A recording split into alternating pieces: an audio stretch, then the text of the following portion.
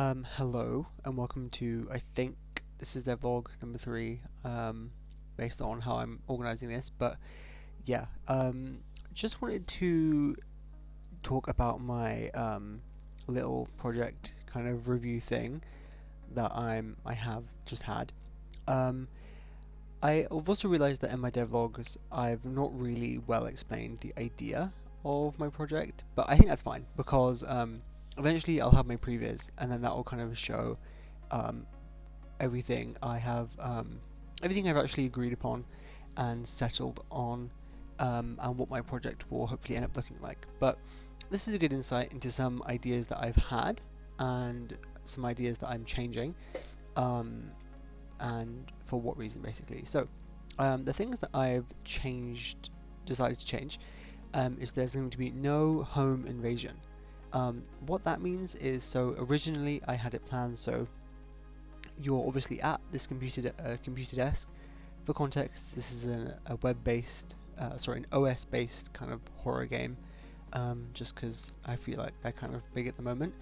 But yeah, so there was going to be a section towards the end where you actually stand up and you're in a 3D space rather than in a 2D one, like on a computer, and there's a home invasion happening, just to kind of give it a bit more of like a realistic horror element rather than, for example, something supernatural. But I'm deciding to not do that. Why? Because that's a lot of work, and I'm gonna start small and grow the scope as we go.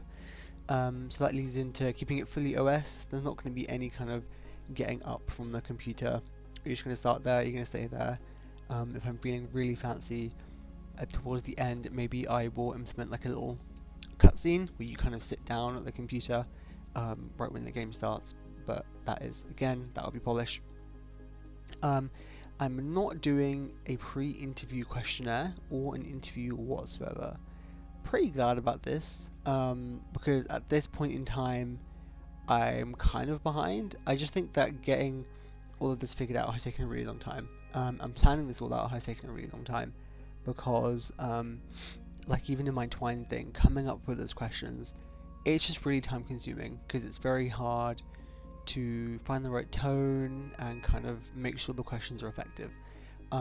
So originally I was planning on doing a little a mini simulation of the game where I would send out firstly a questionnaire to people saying, something along the lines of what are some of your fears. They would maybe take the test that I basically showed in my in the Twine project. They would take a test similar to that, and then they would play a game or like a simulation of a game. I didn't quite have it figured out yet. An idea I had was maybe they'd be shown different images based on their answers, and then just kind of look at the series of images and then determine if they were off-putting. I hadn't even really figured it out, but I wanted to basically simulate the game as like a test of like a theory test to see if like the actual concept worked. But I've kind of come to the realization that's the whole point of my project. Is I have this research question. I'm asking like, can you personalize horror games at like runtime? So why am I doing like a pre-test to prove that my project is about to work? If that makes sense. It's just I didn't need to do it. But yeah, glad I'm not doing that. I'm glad I realized I don't need to do that because I was already behind anyway. I'll still be doing an interview after people play. This will just be so that I can get I can do like an academic piece of writing afterwards, just to basically evaluate my findings. And then I had a CCTV watcher thing. I'm kind of on the fence about this. I'll have like a password protected file or something where there's kind of like an end goal now. Like you've got this file with a password on it, so you kind of know in the back of your head, okay, I'm kind of looking for this password. So it gives you like a bit of a sense of purpose while you play. I'm on the fence about what this will be. I think all my ideas are really up in the air at the moment. But that's part of the process. That's completely fine. In terms of what I'm doing next, I've already done this, slash I'm in the process of doing it, but I'm writing a bit more about the DSM-5 phobias. So in my Twine project, I had those 4 different categories: the animal type, situational type, natural type, and the blood type. These all come from the DSM-5, which is the Diagnostic Statistical Manual, 5th edition, I think, which is a handbook that psychologists use to put people into like phobias. Oh no, just like a general handbook that psychologists use, just as like a guide. Yeah, so I've kind of figured out what phobias I want to do, and I've like taken the categories from that. Need to further figure out how can they be explored in the game. I mentioned I wanted to have multiple phases of testing, because obviously I don't want to just go based off of one test. So I'll need to figure out a bit more what the game will kind of come to look like. Again, I would like it to be in a more, this is actually a more discreet way, than the questions that I've got in that Twine test. So it might be something like, who would you trust more, or where would you rather sleep? And then it shows you 2 different images. For example, one is a bed covered in spiders, and then the other is a bed with blood on it. I don't know, like, kind of, you can use that to kind of figure out which one, like someone's choosing the spider bed because they are scared of the blood. Do you know what I mean? Something like that. Considering using AI, all my morals are telling me not to, because I don't really want slop in my game, but it's kind of a last resort if I really have to. Also, my ethics form.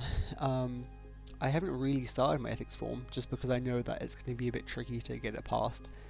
Obviously, because my game intentionally causes the stress. Like, that's the whole point. So that's not very ethical, I don't think, but it's kind of what you have to do in the name of research or something. But yeah, I'll have to have like a disclaimer, that discloses that they're about to be upset. Hopefully, if the game goes well. But yeah, TLDR, keeping it very OS based. So I'm gonna try to start working on something like that pretty soon, hopefully. And then I'll have that little loading bar in the OS as well. How I head into Twine, because I like that idea. But that's basically the changes I've come to, things I've cut out. I think now, in the position I'm in now, trying to think about adding stuff like this is like an obvious no. Like, I'm obviously not going to be adding stuff.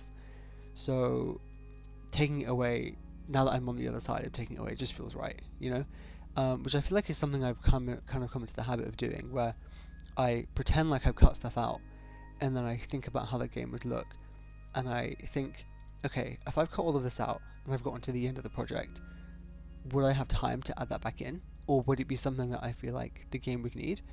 And I'm kind of coming to the conclusion that for this, no. Like, I finished, hypothetically the game is done. I don't need the home invasion thing. That is just extra kind of gameplay. But if I boil it down to what my research question is actually asking, then it just makes more sense. I am realizing, have I really shared in these devlogs what my research question is? No. But look forward to my previous presentation, I guess, where you'll actually figure out what my game even is. But yeah, just a little pit stop, I guess, of ideas changing, and yeah, good luck to me.